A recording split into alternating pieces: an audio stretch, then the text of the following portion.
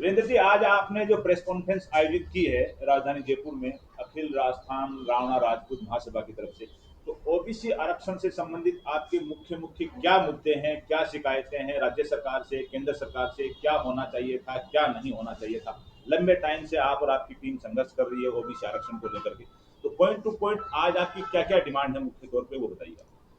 वर्तमान में सर जो हालात है ओबीसी के लेकर के, आरक्षण को लेकर के, वो ये है कि जब से ईडब्ल्यूएस लागू हुआ, आर्थिक आधार पर आरक्षण का प्रावधान लागू हो गया, एसबीएस लागू हुआ यानी विशेष पिछड़ा वर्ग का आरक्षण लागू हो गया।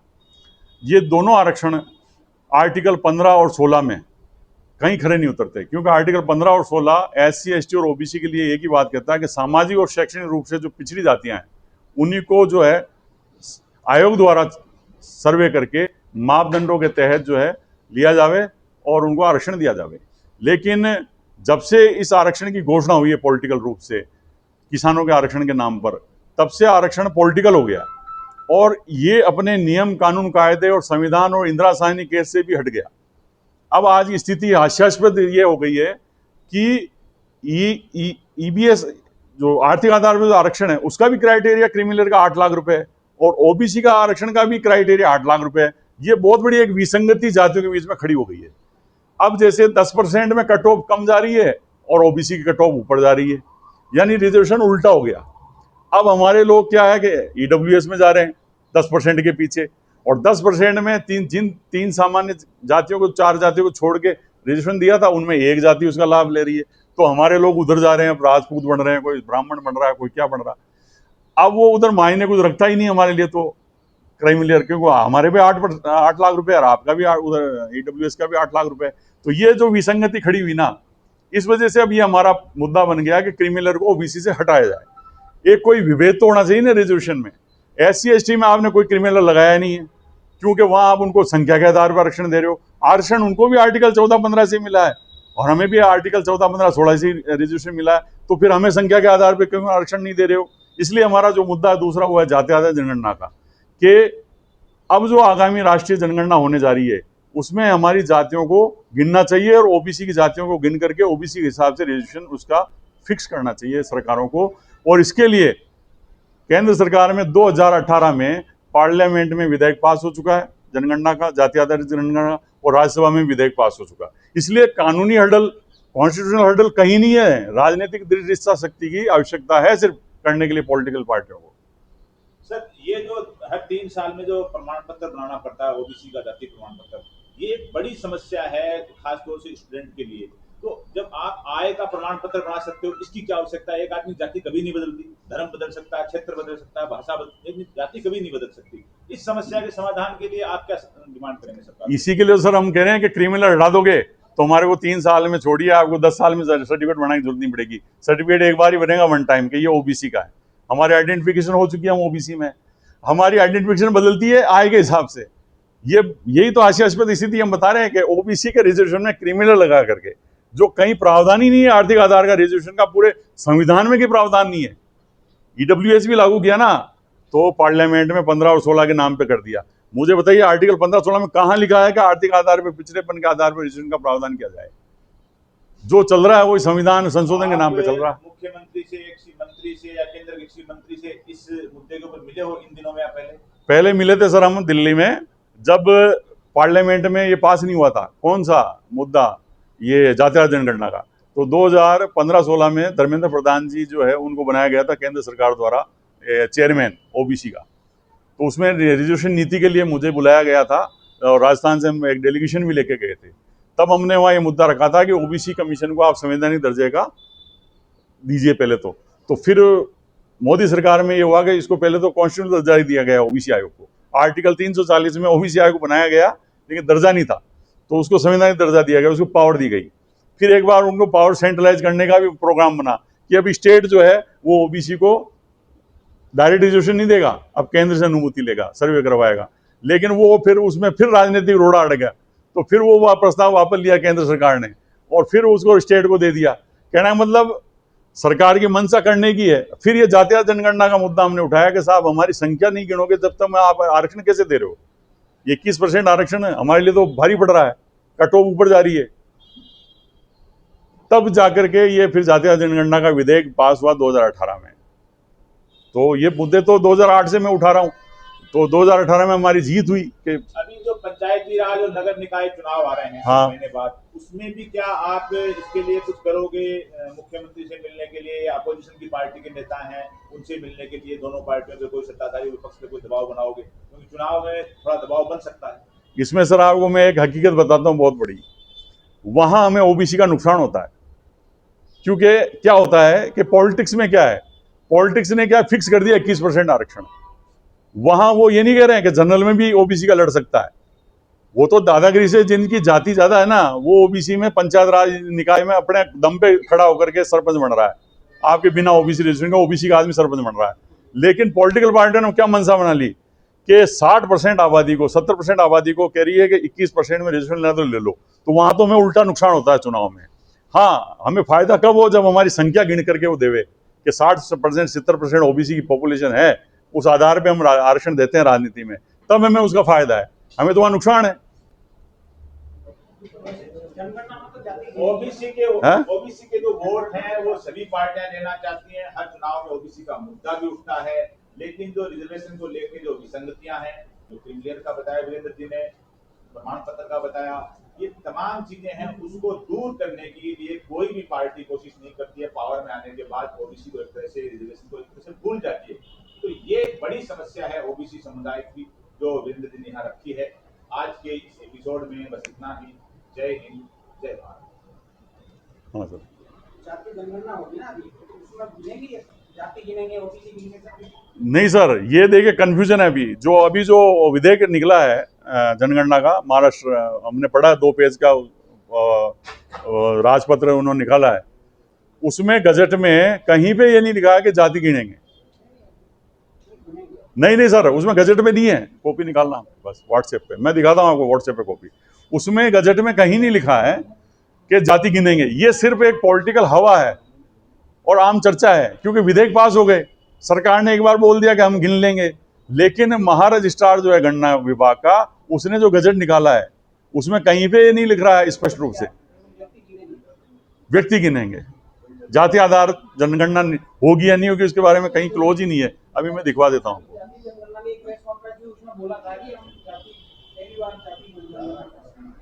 ये सर क्या है, मैं बताऊँ आपको, जो नेता लोग हैं ना आज के पॉलिटिकल, सरकार के हो चाहे प्रत्येक पक्ष के, वो क्या करते हैं, वो उस आधार पे चलते हैं कि विधेयक पास हो गया तो निश्चित रूप से जाति गिन लेंगे।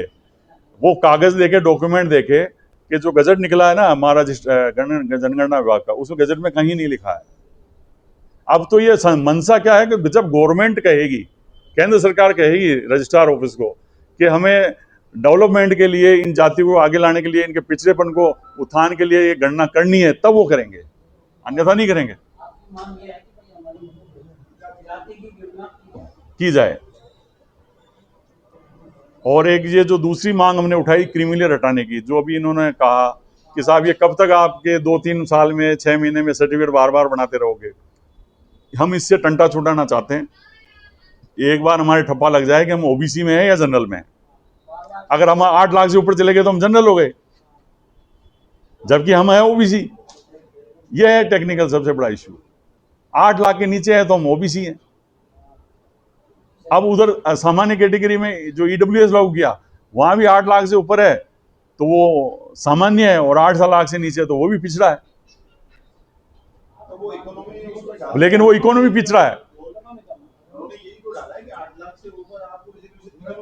हाँ, इसे कहते हैं, इसे ही ईडब्ल्यूएस कहते हैं। ओरिजिनल में आर्थिक रूप से पिछड़ेपन का आरक्षण वही है उनके लिए, ईडब्ल्यूएस। लेकिन ओबीसी के लिए तो वो नहीं है ना। ओबीसी को तो जबरदस्ती क्रीमिलियर लगा के 8 लाख के उसमें हडल में डालेगा। SC ST के लिए कहाँ है क्रीमिलियर? सिर्फ ओबीसी में इसका इसलिए लागू नहीं था, SC ST में प्रावधान था ही नहीं कॉन्स्टिट्यूशन में। ये तो सुप्रीम कोर्ट ने इंदिरा साहनी वाले में कह दिया कि क्रीमिलियर लागू कर दो इसमें, इसलिए उन्होंने 21% जो आरक्षण था ना, वो जातियों के लिए कम था। तो सुप्रीम कोर्ट ने कहा कि चलो इसमें भी पिछड़ापन जो है इनका एक इकोनॉमिक दायरा रख लिया जाए, मानदंड। तो सुप्रीम कोर्ट ने, केंद्र में 27% रिजर्वेशन है, क्योंकि वहां SC ST कम है उनके हिसाब से। केंद्र में, इसलिए वहां 27 दे दिया 50 के दायरे को छोड़ते हुए। अब देखिए बहुत बड़ा टेक्निकल इश्यू है, अगर मीडिया चाहे तो, जब आपने सुप्रीम कोर्ट ने माना है कि 50% से ज्यादा रिजर्वेशन का प्रावधान नहीं होना चाहिए, तो आप जब संख्या के आधार पर किसी को रिजर्वेशन देने बैठ रहे हो तो आपका गलत है पहले तो देना, ठीक है ना। लेकिन कई राज्यों में आया है। अरे सर वो इसलिए है ना कि उन्होंने गणना कर ली, आंध्र प्रदेश कर्नाटका उन्होंने गिन लिया, तो वो इस बात से अड़े है ना कि जब आपने SC ST को जनसंख्या के आधार पर आरक्षण दिया तो OBC को क्यों नहीं, इसलिए उन्होंने उनकी जो राजनीतिक दृढ़ इच्छा शक्ति थी पार्टी की उन्होंने कर दिया, उसको सुप्रीम कोर्ट भी कुछ नहीं कर पाया, हाई कोर्ट भी कुछ नहीं कर पाया, वो ले रहे हैं आरक्षण। 50 से ज्यादा नहीं। अब आप ईमानदारी पे जब आते हो तो ईमानदारी में तो फिर ये आना चाहिए कि हर वर्ग को, हर संवर्ग को, अपनी 50% आबादी को तो योग्य मानना चाहिए कि चलिए साहब 50 तो मेरिट में गए, 50% को रिजर्व मानना चाहिए, तो वो सब पे लागू होना चाहिए। अगर OBC पे लागू कर रखा तो SC ST पे भी लागू हो। तो इस पूरे आरक्षण एपिसोड में जो है ना, सबसे बड़ी आवश्यकता है आरक्षण नीति की, और वो नीति, आरक्षण नीति निष्पक्ष आयोग बनकर के कोई तय करे, तीनों आयोग मिलके, SC ST OBC EWS सारे मिलके, तब जाके कोई इसका समाधान निकल सकता है जेन्युइनली, जिसमें न्याय मिल सकता है। आज हम देखिए सतत विकास लक्ष्यों की बात कर रहे हैं साहब, 2030 2048 45 की बातें कर रहे हैं पूरे वर्ल्ड लेवल पे, सुना होगा आपने सतत लक्ष्य विकास यानी SDG, एक नया फंडा पूरे वर्ल्ड लेवल पे चल रहा है कि गरीबों का उत्थान करो, पिछड़ों को उत्थान करो, उनको आगे लाओ, उनको आगे लाओ। वो सतत विकास लक्ष्य करके एक टारगेट निकाला पूरे वर्ल्ड लेवल पे, और उस पर काम चल रहा है, और हम यहाँ अभी जाति जाति खेल रहे हैं, रिजर्वेशन नहीं पूरा नहीं बांट पा रहे आपस में ढंग से। हाँ, सही है, कहीं वो मिल रहा है, कहीं वो नहीं मिल रहा। हाँ, तो ये जो सर विषमताएं हैं, उसके लिए किसी किसी को बोलना पड़ेगा। अब हमारे तो कोई पॉलिटिकल महत्वाकांक्षा है नहीं जो टिकट कट जाएगा हमारा MLA MP का, जो हम डरे किसी से बोलने में, तो हम डरते नहीं, इसलिए हम आज बोल रहे हैं। 6-7 साल बाद मैं आज मीडिया के सामने आया हूँ, नहीं तो पहले मैं करता ही था 2003 से लेकर के 7-8 तक हंगामे OBC को लेकर के, और कई बार चित भी किया है, उस कमीशन को भी भंग करवाया मैंने कई बार पिछली बार, कि जब OBC आयोग था तो SBC आयोग बढ़ाने की जरूरत कहाँ थी। और कोई क्वेरी हो आपकी तो सर, कोई जेन्युइन बात आज कोई निकल गया है मीडिया के जरिए तो सरकार सुनेगी, क्योंकि चौथा लोक स्तंभ जो है लोकतंत्र का जो है यही बचा है जो बात पहुंचा सकता है।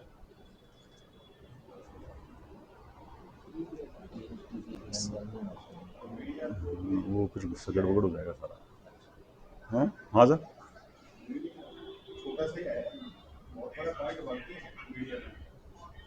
सर वो समस्या ये है, नहीं मैसेज में कोई दिक्कत नहीं, मेल में कोई दिक्कत नहीं, संडे का थोड़ा रह गया बात। आज पत्रिका भास्कर से कोई आएंगे, नवज्योति पत्रिका भास्कर से नहीं आए होंगे कोई भी, हैं? मैसेज कहीं ना कहीं कन्वे कम हुआ है आपका, आपने यहाँ से खूब पुराना है ना, हाँ तो उस दिन में एक लेटर पे लिख करके यहाँ देते हैं, वो इसमें रटसोड़ पे लगा देते हैं 2-3 दिन पहले हमने आप क्या हाँ दिया था सर, पर यहाँ वो लगाया नहीं उन्होंने, और हमने कल मेल भी किए, व्हाट्सएप भी किए, फोन भी किए। गए हो गए आप तो ठीक लगा, मैं तो मेल के चक्कर में मैंने लगा दिया हुआ है, नहीं मैसेज कर देता मैं देखा वो आ गया हूँ। हमारे पास ऐसा कोई संपर्क सूत्र नहीं था, क्योंकि मैं भी यहाँ लगाओ ना तो नोटिस बोर्ड पे लगवा दिया, अच्छा। उससे क्या है कि इन्फॉर्मेशन मिलती है। अब भी देखो, बात तो आपकी वीडियो कवरेज आपने किया है, आपकी मित्र मंडली होती है, सब बात जेन्युइन उठाओगे तो उनका भी चैनल, हमारे तो क्या 2 लाख लोग जुड़े हुए हैं सोशल मीडिया पे, आपके जो भी कटिंग लिंक आएगा। एक बजे सोते टाइम आपका मेल देखा, हाँ अरविंद जी पक्के जाके आएंगे, बारिश आए। अब देखो सर, बारिश की वजह से हमारी थोड़ी संख्या भी कम रही, हालांकि बांसवाड़ा भीलवाड़ा चित्तौड़ से ही आ गए सब गाड़ियां लेके, क्योंकि हमने प्रदेश के लोगों को बुलाया। अभी इस अभियान को जिला पे उतारेंगे, अब जिला स्तर पे ये प्रेस कॉन्फ्रेंसेस करेंगे, वहाँ पे उस बात को फैलाएंगे, फिर ये तहसील इकाई तक जाएंगे, तब जाके ये कोई मुद्दा गर्म होगा। आज तो स्टार्टअप हुआ इसका, अब चर्चा, आज आपकी न्यूज़ खबरों से चर्चा बनेगी, आपके जो लिंक आएंगे, प्रेस कटिंग आएगी, वो हम सोशल मीडिया पे डालेंगे, वो हमारे 2-2.5 लाख लोग देखते हैं उसको, हमारे कास्ट के, और अदर कास्ट के तो देखते ही हैं दूसरे। ऐसा 14 साल तक कुछ कहना चाह रहे थे? नहीं, वो ये TSP के ऊपर कहना चाह रहे थे, TSP में रिजर्वेशन नहीं है, मैं बोल दिया था, OBC का रिजर्वेशन कुछ भी नहीं है वहाँ, पासवाड़ा को उसको कहीं पासवाड़ा दिल्ली को पासवाड़ा बोले नाम लगा दो, वो TSP बोलते हैं उसको। ऐसे 7 जिले हैं TSP के। और कुछ तहसीलें भी हैं। इसमें और एक क्रिटिकल है, आप चुक गए, कोई बात को मैं आगे बढ़ाऊंगा। एक रोस्टर लागू रहता है, हाँ, आप ये- जानते ये हैं, मेजर पॉइंट जो होता है, और यानी एसटी एससी का जो कोटा निर्धारित होता है, वो होने के बाद भी अगर उसमें कोई मेरिट टॉप करता है वो जनरल की सीट काटता है। और एवरेज ऐसे 5-10 व्यक्ति एसटी एससी में भी अच्छे पढ़ने वाले होते ही हैं। तो 100 सीटों में फिर 50%, जैसे मेरे में वहाँ की बात करता, 45 आरक्षण दे है इनको, उसके बाद 10 से 15 लोग एसटी एससी में भी क्रीम होते हैं जो जनरल की सीट काटते हैं। इसलिए वो भी ओबीसी का ही नुकसान है, क्योंकि ईडब्ल्यूएस अपना आरक्षण लगा के 10% वो बैठ जाता है। ये तो जो भी कट रही है सीटें हर तरीके, चाहे रोस्टर के हिसाब से, आप जो कह रहे हैं क्रीमियर नॉन क्रीमियर के हिसाब से है, घुमा फिरा के ओबीसी समाज को ही नुकसान है। सबसे ये बड़ा रोस्टर नुकसान पे भी अमल होना चाहिए कि जब 50% आरक्षण या 30% आरक्षण मिल जाता है उसके बाद रोस्टर क्यों, और वो सदियों से चला आ रहा है। इस चीज को भी उठाया जाए। इसको दूसरा ये बोल लो कि प्रमोशन में आरक्षण नहीं है ओबीसी का, दूसरी भाषा में ये कह लो। एजुकेशन में पॉलिटिक्स में दोनों चीजें अलग अलग होती हैं। तो आप बता रहे हो ये एजुकेशन में और बाकी पॉलिटिक्स में भी जैसे क्या है कि एमएलए की अगर कहीं जनरल सीट है तो वहाँ सभी लड़ ही रहे हैं ना, आरक्षण का मतलब भी ये है। और सीधी सी सिंपल वो तो मैंने भी कहा ना, पंचायत राज में नुकसान है में तो रिजर्वेशन से, क्योंकि वहाँ रिजर्वेशन का ठप्पा लगने के बाद में पॉलिटिकल पार्टी उससे ज़्यादा टिकट नहीं देती है उनको आज अपन ट्रेन के अंदर रिजर्व परिषद और निकायों में। वो कहते हैं कि तुम्हारे रिजर्वेशन इतना ही था, तुम ले लो ओबीसी का टिकट यहाँ से, और उसमें भी फिर पिछड़ी जातियाँ मारी जाती है। वहाँ तो लोकल पावरफुल कम्युनिटी पावरफुल आदमी जीत पाता है। हाँ, सरपंचों में क्या होता है, उल्टा होता है। सरपंच में 70-80% लोग ओबीसी के होते हैं, सरपंच नीचे से, क्योंकि वहाँ तो वो कोई सिंबल है नहीं, टिकट बांटने वाला है नहीं उनको, तो वो 70-80% पॉपुलेशन रहती है उनकी। हाँ? उसका भरा ज्यादा वो ये हाँ। स्वामी है ना, हाँ। हमारी ग्राम पंचायत का तो स्वामी 4 या 5% मुश्किल से कोई वोट होगा 30%। और ये बात आपके 10 साल पहले के दिन, इससे पहले वाले चुनाव की 15 के ग्राम पंचायत जब बाहर दुबई रहता था, सिंपल आदमी था, तो उसने क्या है, ऐसे गांव में छुट्टी आने के बाद मजाक में यार के सारा हर साल बदले को 100 बन गया, बदले को 100 बन गया, जैसे हमारे श्यामिया को भी इतनी गांव में नंबर पड़े हुए, तो दूसरा मजाक करके बोला था वो तो 20 ऐसे आपस में हंसी मजाक में कहा इस बार सुरेश तो अगर आजा दुबई छड़कना सकता तो जरा केपेबल आदमी नहीं, तो सही बात है। तो सारी अन्य जातियां और 5 साल संपत्ति दे दिया, अब मतलब 20 वोट थे, तो वो दूसरी जातियां गोलबंद हो जाए तो वो काम चल जाए। छोटे इलेक्शन में क्या होता साहब, या तो क्या होता, जो बड़ी जाति होती है ना वहाँ पे, उसको टक्कर देती सारी जातियां मिलके, और या फिर ऐसी जाति होती है जो एक हमारे सरपंच थे चित्तौड़ में, घुसते ही उनकी हाइट भी देखो इतनी सी थी, 3.5 फुट की, 45 साल से लगातार सरपंच रहे वो, ठीक नहीं सी हाइट थी, 45 साल से लगातार सरपंच। तो या तो विनम्र होना चाहिए वो व्यक्ति जो लगातार जीते, और फिर थोड़ी सी बाहुबली दिखाई वहां पे और सारी जातियां लामबंद हो गई, उसको निपटा देती है। फिर वो एक कमजोर जाति को खड़ा करते हैं सरपंच में उसके खिलाफ, और उसको जिता के गांव में बिठा देता है कि अब ये बैठेगा कुर्सी पे।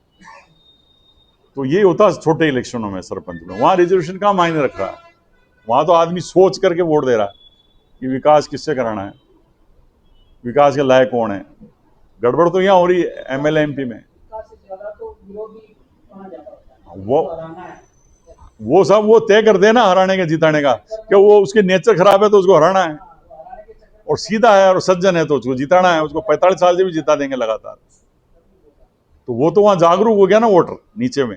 यहाँ ऊपर क्या हो रहा है, ऊपर हम टिकट बांट रहे हैं और वो टिकट खरीद रहा है और एमएलए एमपी बन रहा है। सर मैं आपसे एक प्रश्न पूछूं, मैं पूछ लेता हूँ, आपने प्रेस वार्ता भी की होगी, इसका मूल उद्देश्य राजनीति में है या फिर अपने समाज के बच्चों के हित साधने के लिए? ये सर बच्चों के हित साधने के लिए, सामाजिक। मैंने भी आपको यही कहा था कि राजनीति में हमारे कोई डर नहीं है, ना मैं एमएलए की टिकट मांग रहे हैं यहाँ से, ना एमपी का टिकट मांग रहे हैं, इसलिए तो खुल के बोल रहे हैं। जो वार्ता चल रही है हाँ, मैं इसलिए पूछ रहा था, वो तो चर्चा छेड़ दी ना वो तो चर्चा छेड़ दी। अधिकतर जितनी भी सामाजिक प्रेस कॉन्फ्रेंस होती है उनका जहाँ तक भी मैं जितने भी हाँ, वो एमएलए एमपी की टिकट मांगने के लिए आते हैं। वो वही जाके अटक जाती है गाड़ी, वहाँ फेलियर हो जाता है, फिर बंद। अभी सर ये देखो पॉलिटिकल होती ना तो यहाँ सब्जेक्ट ये होता है कि मेरे समाज को राजनीतिक प्रतिनिधि दिया जाए। मुझे तो आप ये बताइए, एक लाइन में आपकी इस प्रेस कॉन्फ्रेंस का मुख्य मांग और उद्देश्य। ये सर दो ही उद्देश्य है हमारे मेन, एक लाइन में। एक उद्देश्य बता दीजिए बस।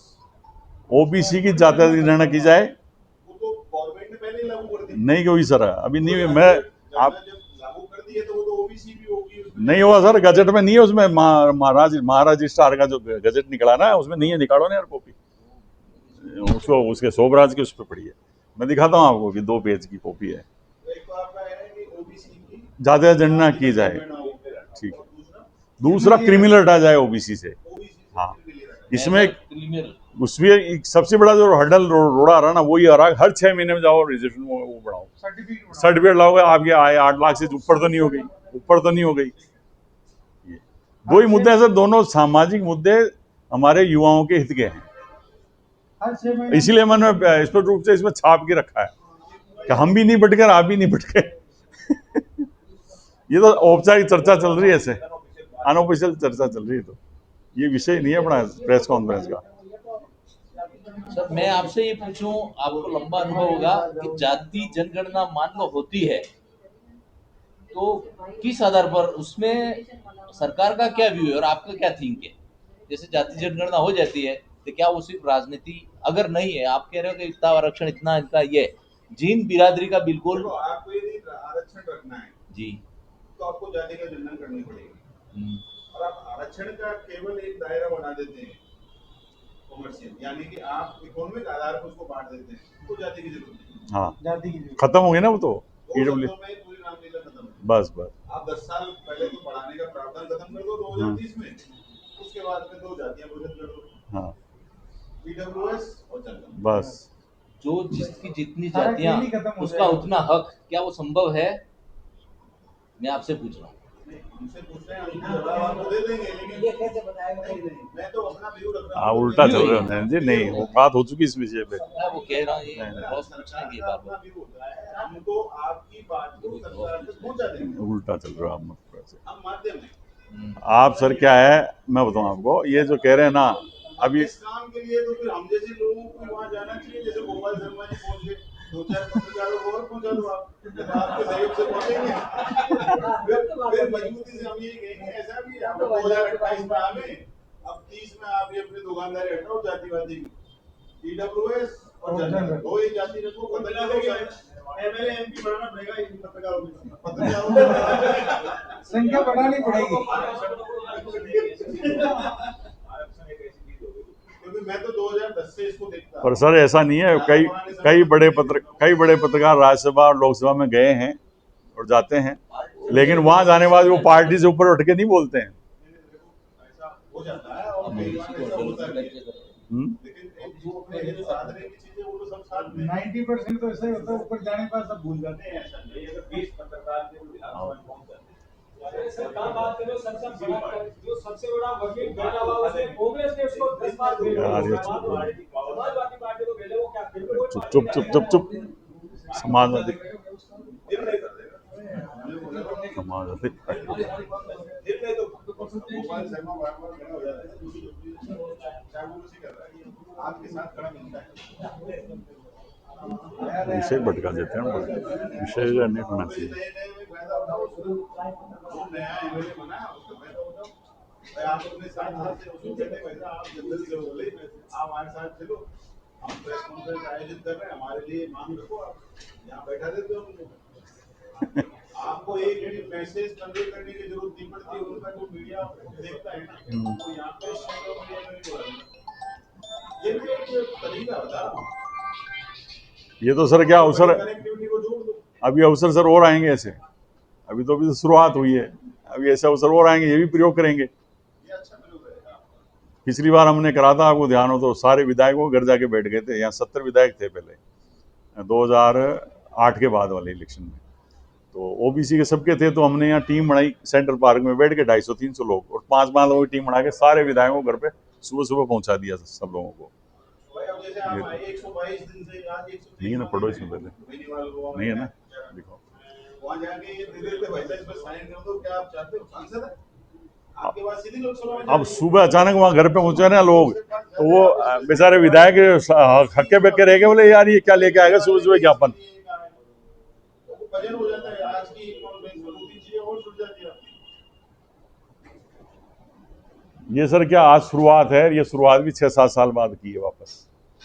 वापस से आप अपने आप को रिएक्टिवेट कर रहे हैं। अब रीएक्टिवेट करना इसलिए पड़ रहा है सर कि मामले ऐसे चल रहे हैं ना कि समाज में डिमांड उठ रही है धीरे धीरे कि साहब सर मेल भेजते हैं उनको। देखो आजकल हम क्या, अभी मोदी जी को हमने मेल भेजा, आप ये देखो पहले तो इजी गोइंग मेल चला जाता था, अब तो उनका मेल लेने के लिए पहले एक वो वेबसाइट पे खुद को रजिस्टर्ड करना पड़ता है, फिर उस प्रक्रिया में जाना पड़ता है। हालांकि सिस्टम अच्छा है वो, पर वो आम आदमी के पहुंच का नहीं है, पीएम तक मेल पहुंचाने का। अब आप भी आम कर रहे हैं, जब आप प्रेस कॉन्फ्रेंस आयोजित कर रहे हो तो आप मैं ये तो कह रहा हूँ, एक आम आदमी की गुहार जो है ना वो बहुत आसानी से नहीं जा सकती। आपके प्रश्न का उत्तर है, इसमें साफ साफ लिखा है कि भारत की जनसंख्या जनगणना वर्ष 2027 के दौरान की जाएगी। ये गजट मिल गया, वो कहीं दिखा पर भी गजट नहीं पास हुआ, जाति जनगणना की जाए, मतलब कहीं पत्रिका में लिखा चल नहीं। रहा है, हवा में चल रहा है, सोशल मीडिया पे चल रहा है। भ्रम और में है ये सर। जो राज्य सरकार गृह मंत्रालय दिल्ली का जो आदेश है उसमें जनसंख्या गणना ये गजट है, होगी। उसमें जाति नहीं शब्द था, हटा जब दिया तो है। प्रेस कॉन्फ्रेंस करी हमने सर, गजट में नहीं लिया इन्होंने उसको। इसमें भी बहुत बड़ी राजनीति है, और किस समाज से ज्यादातर राजनीति होती है वो भी। जी मेरे को भेज दो, लाओ हाँ मैं आप हाई करके भेजो। मोबाइल दे बेटा मेरा वाला, अच्छा रहने दे, आईटी सेल में डाल दो आप। सर आपके एक लंच का छोटा सा प्रोग्राम रखा है ऊपर हमारे साथ में, आप भी लो, आपके लंच का भी रखा है। और हमारा निवेदन है हाथ जोड़ के आप सबसे कि आपके जो मित्र हैं मीडिया में, उन तक आप हमारी बात पहुंचे, या हमें आप बता देना, हम पहुंचाएंगे। मेल और वो तो हम डालेंगे, 700-800 मेल है मेरे पास में, यहीं से लिए थे मैंने, तो वो मेल पे तो मैं डालूंगा ही, खैर प्रेस नोट वगैरह। हाँ अपडेट नहीं है, तो आप इस भरोसे में रहें कि हमने डाल दिया, उनका काम हो गया। नहीं तो आप ये उनको छोड़ दीजिए कि जो आए हैं ना उनको आप व्हाट्सएप ग्रुप बना के आप डाल दो। ये इसीलिए मैंने सर वो अभी मेल आईडी मांग रहा हूँ आपकी मैं। वो तो हाँ मोबाइल नंबर है, मेरा आईडी भी यूज। एक वो कल मेरे को जुड़ा था उन्होंने, मुकेश जी ने, संवाहक करके कोई व्हाट्सएप ग्रुप था, अच्छा संवाहक, अच्छा, उसमें जोड़ा था, उसमें सभी वो तो एक ग्रुप है। ग्रुप। ऐसे हमारे पास सैकड़ों ग्रुप हैं, इनको भरोसे मत रहिए, जो आए हैं कहीं जुड़ा है कहीं नहीं जुड़ा है। हाँ, तो जुड़ा हुआ है तो आप रह जाएंगे। इसलिए मैंने वो मोबाइल नंबर और वो मेल आईडी लिया आपकी। सबके व्हाट्सएप है उसमें, ईमेल तो लिखा नहीं है, व्हाट्सएप है। हाँ सर एक बात बताइए, टेक्स्ट में भेजे ना। सर प्रेस कॉन्फ्रेंस हो चुकी है, आप कर रहे हैं। नहीं सर हो गई थी, आप ले सकते हो दोबारा, कोई मैं दिक्कत। देर से हाँ कोई नहीं। एक तो ये पूछिए साहब, एक तो क्या है कि आपने जनगणना में जो ये मांग रखी है इसके लिए करेंगे क्या? इसमें सर हम ये कर रहे हैं कि 2008 में ये मुद्दा हमने उठाया था, इसमें हमने कॉन्स्टिट्यूशनल तथ्य रखे थे, पार्लियामेंट में, यूपीए गवर्नमेंट में बहस हुई पार्लियामेंट में, और आपको ध्यान हो तो इस मुद्दे को जब दबाया गया था, और दबाने के चक्कर में एक बार महिला बिल को इसके बीच में लाए थे, और महिला बिल पे जब बहस चल रही थी तो वीरप्पा मोइली जी ने इतना सा बोल दिया था कि लालू जी आप हमारे बिल को समर्थन दीजिए, हम आपके जनगणना के बिल को समर्थन करेंगे। उसके बाद वीरप्पा मोइली जी आउट हो गए सरकार से, पार्टी से, सबसे। फिर ये मुद्दा गौण हुआ, हम तो संघर्ष कर रहे हैं इससे जब से, और अभी 2018 में इसमें विधेयक पास हो गए मोदी गवर्नमेंट में। इससे पहले भी हम 2016, 17, 15 से दिल्ली जा रहे थे, लगातार संपर्क कर रहे थे, और बात समझ में आई तो ये विधेयक पास हुए 18 के अंदर। राज्यसभा में दूसरी बार हुआ और लोकसभा में एक बार में हो गया। तो सर अब जो बात हमें करने की है ना, वो ये है कि हमने जब गजट देखा जनगणना अभियान का, जनगणना अभियान का जब हमने वो गजट देखा तो उसमें जातीय जनगणना के ऊपर एक भी लाइन लिखी हुई नहीं है। इसलिए फिर हमने देखा कि ये धोखा और भ्रम जो फैल रहा है ना मीडिया और जनता में, वो उसको आज खत्म करना चाहिए प्रेस कॉन्फ्रेंस के माध्यम से, कि ऐसा कुछ भी नहीं है, वो विधेयक पास हुआ है, गजट में नहीं आया है जातीय जनगणना का इश्यू।